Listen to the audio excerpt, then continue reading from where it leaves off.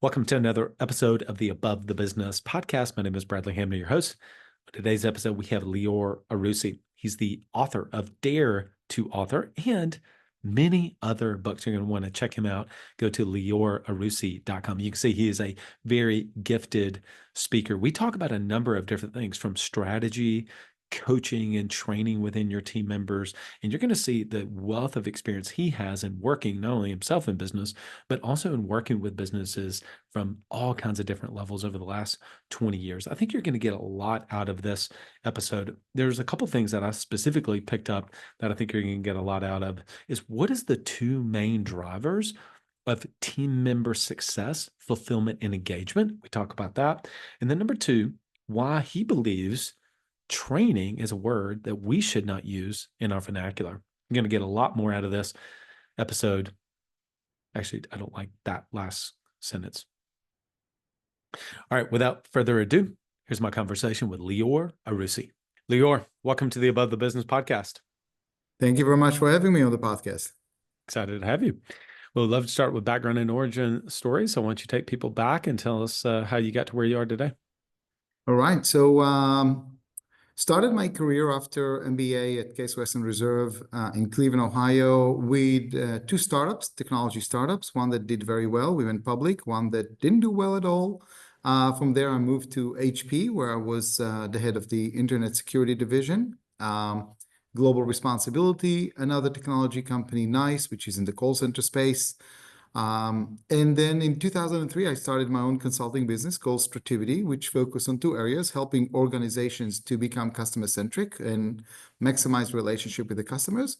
And ultimately, we quickly realized we were not really in the customer business. We were really in transformation business because a lot of employees and a lot of organizations needed help, not with the core strategy, but how to transform the business. And grew that business to about 150 consultants with offices in Australia, Canada, London, and New York. We did work. We had the privilege of doing work with some of the most amazing brands, anywhere from Mastercard to Mercedes-Benz to Delta Airlines, some healthcare work with Johnson & Johnson and Novo Nordisk and others, and over 400 transformations that we were invited to be part of for a variety of reasons: change of strategy, mergers and acquisitions, recalls. We've done some work around those areas. But basically, if I make it short, it's helping organizations write their next chapter of success. Whatever their starting point at that moment, how do we move up to the next level of performance? Wrote about 10 books. My latest book, Dare to Author, was just recently released. I'm a father of 5 and grandfather of 5. Oh, great. Thank What you. is it? Define a transformation for me. Transformation is a change from the way you run the business today to the place where you want it to be. It can be a change in practices. It can be a change in focus. It can be a change in customers. Anytime you are interrupting the routine of the business and trying to move the business to a different place, that's a form of transformation.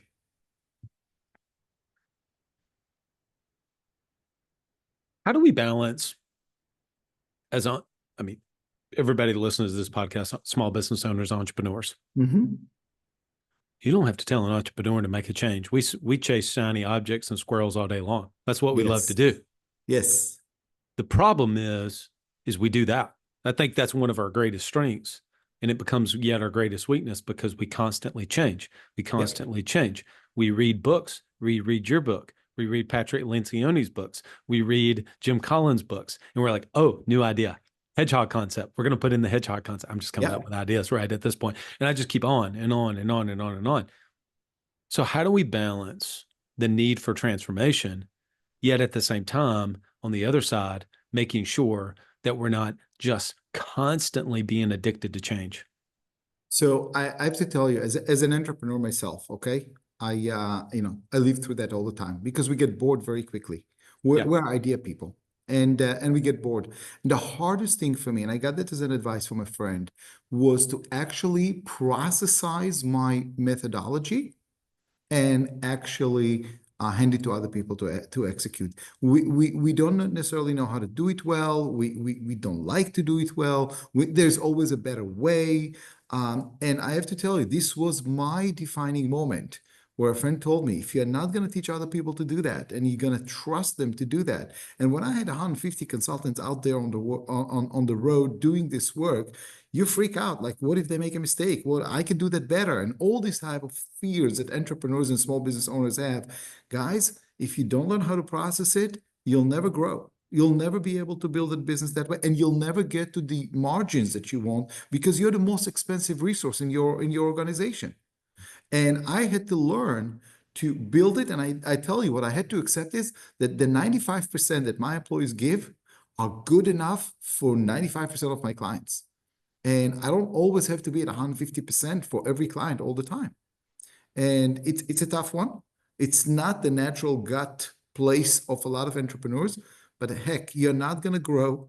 And when I had offices in Australia, do you think I've been in Australia every other week? No, I can go there.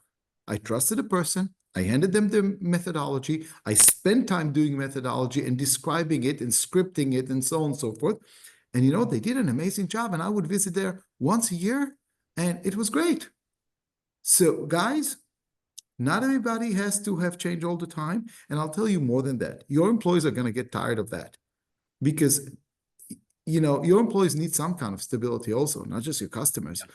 And second, you're not getting to a place of realizing where do you actually make money because you are really constantly in experimenting and you're never really in monetizing. Yeah, I totally agree. I mean, I'll put it point blank like this, and I've shared this, but then other people have shared with me the exact same sentiment. My clients have shared this with me, is that their team dreads when they're going to a business conference or going to something because they're going to come back with a flood of ideas and things that they should do. They just come back and start shooting all over their team. And I had a case when I worked with a client, and they said, our CEO never saw an idea he didn't like. Right. And that's exactly. So I'll tell you, I actually helped a client recently with that, and we built a 10 steps or 10 dimension criteria to evaluate new ideas. And we ran all the initiatives that they're doing at that company at the time. And we found out that many of them do not qualify. They're a good idea at 1 dimension or 2 dimensions, but when you look at the 10 dimension, there are better ideas out there. So the pursuit of what's next, I think part of it comes from the anxiety of the entrepreneur that they don't have the formula for success. And I'm saying the formula for success is not a new idea. The formula of success is how you processize that idea so you can multiply it to a lot of locations. Yeah. What are your thoughts on I'm curious. I'm sure you're an avid reader. I'm sure what I'm about to share, you've read this book, Theory of Constraints, the goal, Absolutely. right? And so, really, that takes this idea of like you're not even you're not necessarily you're open to new ideas, but only in the sense that you're working on is that the new idea that helps us to uncouple the business from that is the constraint of the business. That right now is the thing we have to work on in the business. It's a team related issue. It's a capacity issue. It's a marketing issue. It's a sales process issue. It's a branding issue, whatever that thing is. And then we just put all of our resources to that one thing. What are your thoughts on just that general concept? So in general, I agree with that because and we as entrepreneurs are blind to those constraints because we think we can just do everything, and we don't understand that there are strengths and weaknesses to every organization. You're not going to be everything to everyone. Yep. So I would say that on the spectrum, there's the constraint that I want you to understand how to uncouple, but I also want you to define also where the boundaries are of the customers you will not work with, and also put the boundaries around what products you're not going to do, at least for now. And I think that is where companies are falling into a worse situation than just not uncoupling their constraint and opening some more capacity. I think that especially entrepreneurs are pursuing every possibility and saying, I can do this and I can do this and I can do that and I can do it. Maybe you can, but what do you do best?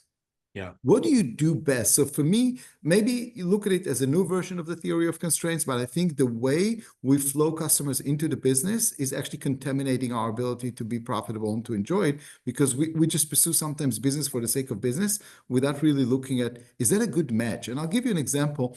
When we did projects with clients, one of my first questions to clients were, what happened to the last consultant here? And if you'll see them mumbling and everything, you know that they are not a consulting-friendly organization. And therefore, I should not be another victim to their inability to accept experience and expertise from outside. And if they're saying, hey, we implemented this and we didn't implement that, okay, that's going to be a productive environment. And let me be in the productive environment and let me say no to the customers that are not good. So I'm challenging all entrepreneurs out there. It's not just the theory of constraints within your business, it's also how you flow customers into your business. And I'm afraid that sometimes we flow customers out of, fear or anxiety that are not a good match for the business. Yeah. I'm curious, in your work as a consultant, it is my fundamental belief that a lot of entrepreneurs, small entrepreneurs, I personally work with business owners doing 300,000 to 3 million. I just know that space pretty well. But I think what I'm about to ask you applies for a business that size to Yep. 10 million, 25 million, and et cetera, is that when you are devising a strategy, ultimately, I like to devise a strategy for the business and it gets documented into a roadmap, to be clear. Okay. Absolutely. People call it different things, a plan, a game plan, a roadmap, whatever you want to call it. Here's my question. How do you help your clients to bridge the gulf between what is documented strategy, whether you call that a roadmap or a plan, to actual executable results? Okay. So I come with a totally different perspective on how new ideas and new strategies come in. Okay. Let me give you a real example. I have a client who's right now moving their sales methodology from relationship-based to data-driven. They want to go to where the possibilities and opportunities are, and they want their salespeople to pursue that. And they are very excited because they did the analysis, they got all the data, and they're ready to execute that. And I said, stop, guys. I want you to think, and this is a question we can do on every strategy. Imagine that they hate your strategy and they're afraid of your strategy. Not that they're excited, you're excited. Now ask yourself why. And you're challenging experience, sometimes decades of experience of people. Salespeople are divided to data-driven, to the science of sales versus the relationship, the art. So if you're going to take salespeople who believe in the art of sales and force them to start working with science of sales, that's an attack on their identity, on their toolkit. So I always challenge them to say, let's map right now all the obstacles we are going to face with the audience that you want to mobilize to do things differently. Let's put ourselves in the shoes of those people and ask ourselves, why are they afraid? How are they going to fight us? What are the reasons for them not to collaborate? And then we start asking the question, how do we build a toolkit for them? And how do we simulate? This is a critical piece here. How do we simulate the situation for them before they have to go live out there with customers so they can gain the confidence? Just to give them a training doesn't mean that they gain the confidence. So we need to ultimately bridge based on understanding their fears, building the communication accordingly, building the toolkit, and then building the confidence. Why do you think confidence is so important? Because we always train people and then we send them to try it alone. But you know what? Even the best actors have dry runs before they go on stage. And yet we send our employees all the time with new ideas and expect them to fail spectacularly in front of people, and they're afraid to do that. We don't give them the space to practice before we send them into the real show. Even the best Broadway show, first you do it off Broadway before you go on Broadway. First you do it in small areas and you practice. We don't do practice in businesses. We just throw them out there and we tell them to go do it. And that's where the gulf that you're talking about is happening, because we don't ask the questions, what are they afraid of? What tools do they need? How do I build confidence so they can go and perform well? I don't think I've ever asked this question, but I'm going to ask you. How do you see the difference between training, coaching, and accountability? I'm going to upset a lot of people right now. I think that training is for dogs. I'm sorry. Training is about repeatability. I would like first to create the desire for the why. And we do that through different experiences that actually put them in the place and asking them first to buy into it. Because what I found out is when people are buying into something, they'll find a way to get it done. And if they're not buying into it, no training in the world is going to help because they can listen to the training, but they're not going to do it. They're listening to the coach, but they're not going to do it because you're not starting with what is the why and how is it good for me. So that's why I don't like the definition of training unless you're training me to use PowerPoint. Okay. If you want to train me to use a tool, training will do just fine because it's about repeatability. Training is about repeatability. In today's workforce, they're not looking for repeatability. They're looking for individuality. They're looking for purpose. Start with how do you create a sense of purpose? How do you make them want to buy into it? How is it part of their life chapter? And then believe me, they'll find a way. They'll find a way. So rethink a little bit this whole notion of coaching and training in its traditional format, because we are not going to the heart of the issue, which is how do I make a person want to do it? Okay, and I'm going to give you an example. Okay, so one of our challenges, which is publicly available in a book that was written by Joseph Micheli called Driven to Delight, we were challenged to help 350 dealerships of Mercedes-Benz around the US, 27,000 employees. Okay, and every dealership runs independently. There are small businesses for that matter, entrepreneurs, sometimes second generation, and so on and so forth. And we went to it not from these are the new rules. This is what you need to follow. This is what business, this is accountability, and we're going to start holding you accountable to those things. We came to it from the love for the brand. Why is it, why you want to be part of it? Why do you want to be an ambassador? How do you connect to the vision of the brand? And the moment we've done that, people start outperforming what we have expected.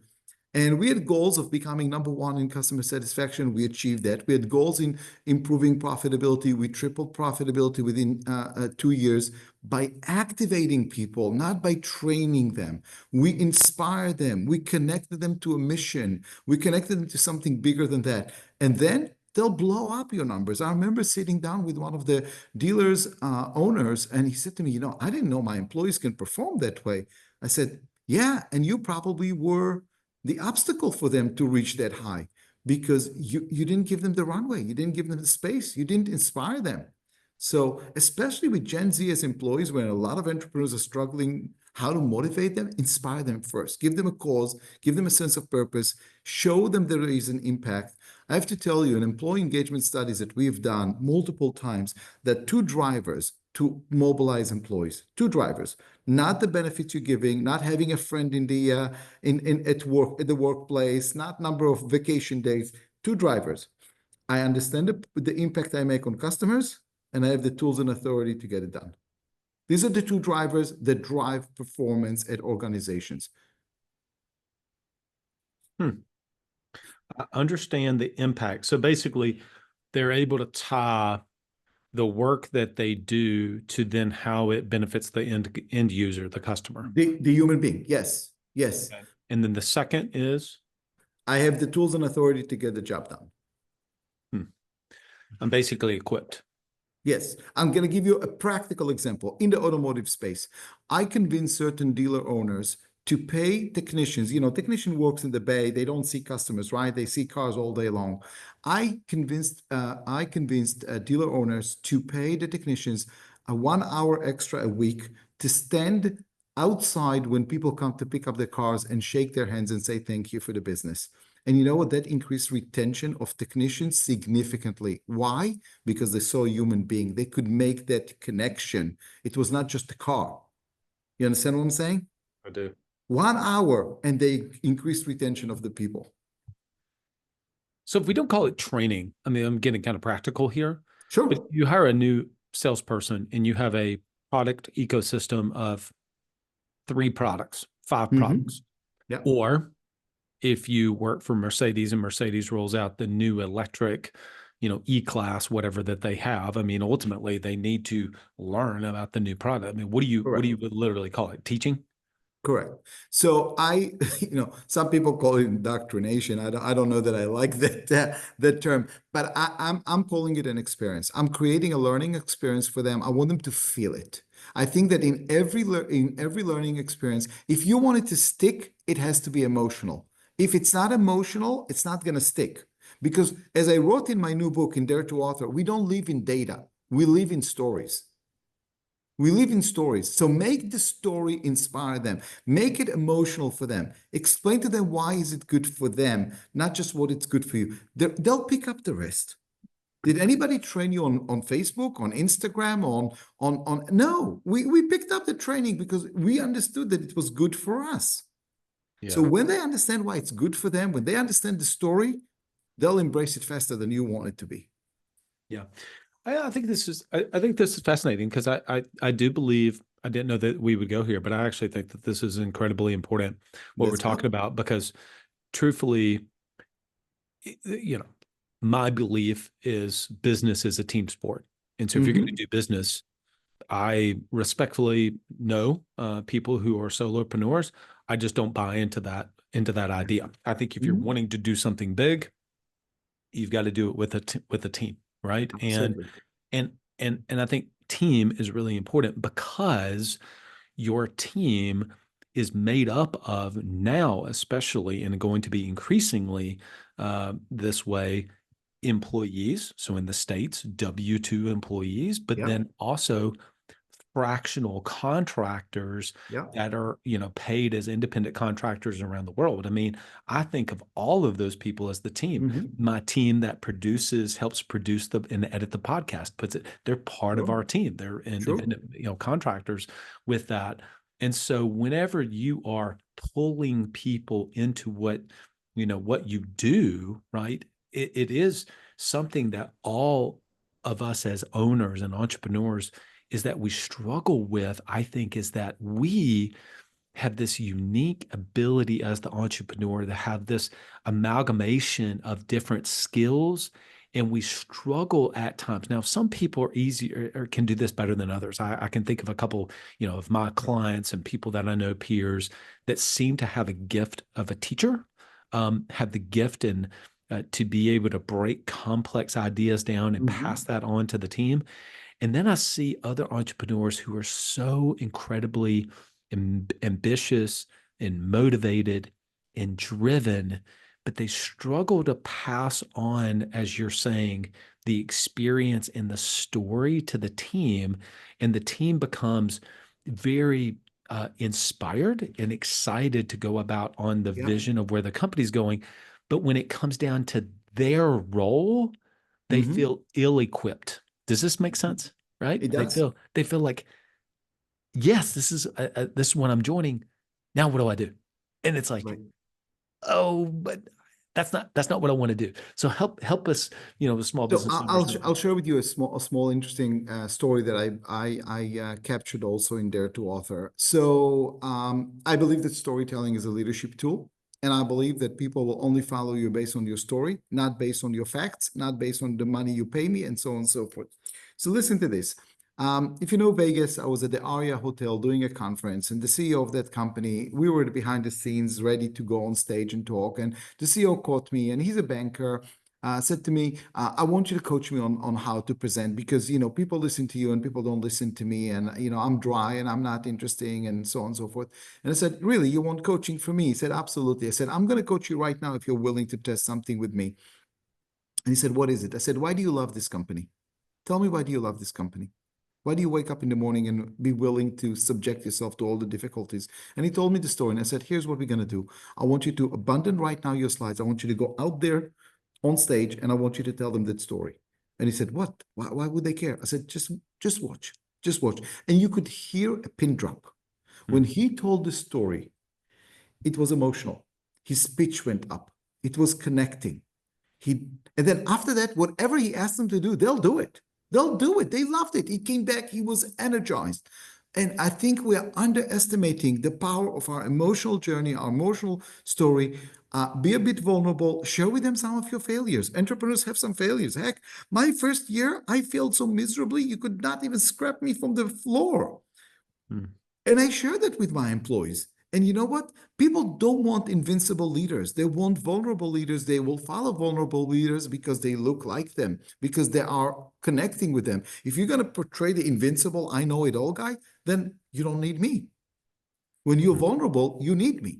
People want to be needed. They don't want to be just told what to do, and they don't want to know it all guy. And we sometimes, as entrepreneurs, mirroring our first manager from 20 years who was a know it all guy who did not know how to engage employees, and we're just mirroring that style, but that style doesn't work anymore. We don't Yeah. work with Windows 95, and we should not be working with our managers from 95. That's good. That's a good line.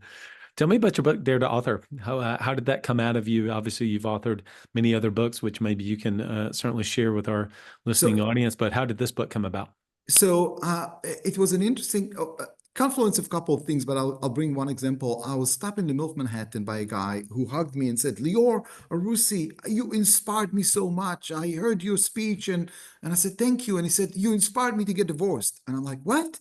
I'm not speaking about relationship. I speak about customer strategies. How did you pick up divorce from what I said? And he actually told me which presentation he listened to, which was definitely about customer retention and not about divorce. And then it hit me. People hear what they want to hear. People hear with their own lenses. And I started to look at this whole notion. I say one thing and they hear different thing. There's a gap because they live in their story, and I need to connect my story to their story if I want to mobilize people to, and I want to activate people. Uh, and then when I started to unpack that and saw how my clients are struggling with change, what is the real struggle with change? The real struggle with change is not that I'm afraid of the future. What we found out is that the real struggle with change is that people are afraid to close the previous chapter of their life in order to open a new one. And when people came to me during COVID and said, this is unprecedented, I don't know what to do. And I said, you've dealt with unprecedented issues before. Let's go to 2009. Remember that horrible financial crisis? How did you survive it? And we went through a process of writing the success. And what I'm arguing in the book is your ability to face the future is dependent on your ability to convert past life experiences into future resilience and toolkit. This is what the book is all about. It's not about journaling your life or writing a new book. It's about learning the discipline of converting life experiences into future energy, future tools, and future resilience. So when opportunities will come in, when change will come in, you look at them as opportunities, not as threats, and you're not going to fight them, but you're going to embrace them in order to progress your business. Mm. Yeah, that's so true. Lior, when I look back at the times that I've learned the most, business and in my personal life, reflectively, they've all come from probably some of my biggest failures, disappointments, struggles, frustrations. I certainly share some of those. I was on a podcast myself the other day, and somebody asked me a question about kind of where did my methodology originate from, and I said, pain. It originated originally from pain. I was frustrated and wanted to make a change. I love that. Lior, you are a wealth of knowledge. Obviously, you've been able to write so many different books. You're an incredibly gifted speaker. How do you help people, and where can people connect with you? So people can connect with me on liorarussy.com. This is my website, wealth of articles and so on and so forth. LinkedIn is where I'm most active, although you'll see me on Instagram and other channels, but LinkedIn is where I publish my latest and greatest thinking, both on customer strategies, employee engagement, and all these type of things. And how do I help people? It can be speeches, it can be workshops, it can be some small consulting engagements. We can look at what chapter you want to write and what gets you stuck there, and help you rethink that. Okay. What does working above the business mean to you? Our name of our podcast is Above the Business. We love the book from Gerber of E-Myth, Work on Yes. It, Not in It. I agree. I just think that there's a third dimension, which is to be able to get above the business. Just when you hear that, what do you feel like working above the business means to you? So every organization and every employee has two forms of performance: the one that they have to do and the one that they inspire to do. This is a personal choice. You cannot force someone to care. You can not force someone to smile. You cannot force someone to be creative. That is a personal choice. When people make the choice not to be a victim, but to be the hero of their life story. That is where exceptional performance comes in. That's for me above the line. I love that. Lior, thanks so much for coming on the podcast. Thank you very much for having me on the podcast. All right, so a couple really key takeaways that I picked up. First of all, story is a leadership tool. Circled that one. I loved the part, I think probably one of the biggest things that I take away from this one is the part where he said that to the biggest drivers, and I think it was around, I think he specifically said team engagement or team success had to do with, do they understand and can they connect the impact, or I would maybe say the difference that they make on a day-to-day basis? And also, do they have the tools and the authority? I summarize that using the word equipped. Are they equipped in their business, or are they equipped in their job, I should say, to be able to go about making that difference? Really made me think a lot more about the aspect of teaching. Now, he said, I don't love the word training. I don't think I'm going to remove the word training specifically from my vernacular, because I think most people understand that. I personally look at training as the initial teaching to get someone, he did use this word, indoctrinated into the idea. And where I think that becomes valuable is when you are doing some initial teaching of how to do the product, how to run your sales process, how to handle a customer complaint or an issue. And then it moves into coaching, which is a different thing. And then you're able to hold them accountable. So I look at training as, getting someone up to speed, so to speak. And so I can understand how he sees it more as a learning experience. And I actually think I do agree with that. So those are some of my key takeaways. So check him out, connect with him on LinkedIn, go to his website, liorarussy.com. All right, team, I'm going to do our podcast sponsors one by one with us. Shout out to our podcast sponsors, Autopilot Recruiting. If you want help in building a team, so many of my clients use Autopilot Recruiting. And even just yesterday, whenever I was recording this podcast, I was on the phone with one of our clients in our boardroom and talking to him. He was struggling. He's been going through a process of bringing someone else on as an account manager for his team, and he doesn't use Autopilot Recruiting. And so we were having a conversation about how other recruiters typically charge 20% of their first year salary to recruit somebody. If you compare that to what you pay with Autopilot Recruiting, not even close. Go to autopilotrecruiting.com and they can help you. In addition to my own personal and professional development, the development of your team, as we were just talking with Lior about, creating a learning experience. Well, one of those things is helping to put your team around their other peers, not just within your organization, but whenever they see that you are investing in them, they are going to be so much more indebted to you. So when you work with Coach P, he can do that. Plus, helps put you in an environment of other small business owners, specifically insurance agency owners, trying to do the exact same thing. Go to coachpconsulting.com and let him know you heard about him on the Above the Business podcast. I love tech. And I love tech that helps us to be able to get more done in the business, either get more customers or keep the ones that we got. Today App Pro can help you do just that. If you want a tool that's going to help your sales team be able to have customized scripts, put your bonus and compensation plans all in one place, go to todayappro.com. The experience is second to none, both for you and for your team. Go to todayappro.com. Look, in my core program blueprint, we just recently, at the time of this recording, we're in the middle of going over the cash playbook. And, people come at financials from, and just like with any other thing as part of the business, from different levels. We have some people in my program that, they've gotten to a pretty good place, that their level and the depth of knowledge of how to understand financials in the business is like where mine was 10 years ago, which was not very good. And that's okay. And then on the other end, we actually have someone who used to be literally an accountant who has obviously an extreme level, but far more than I do.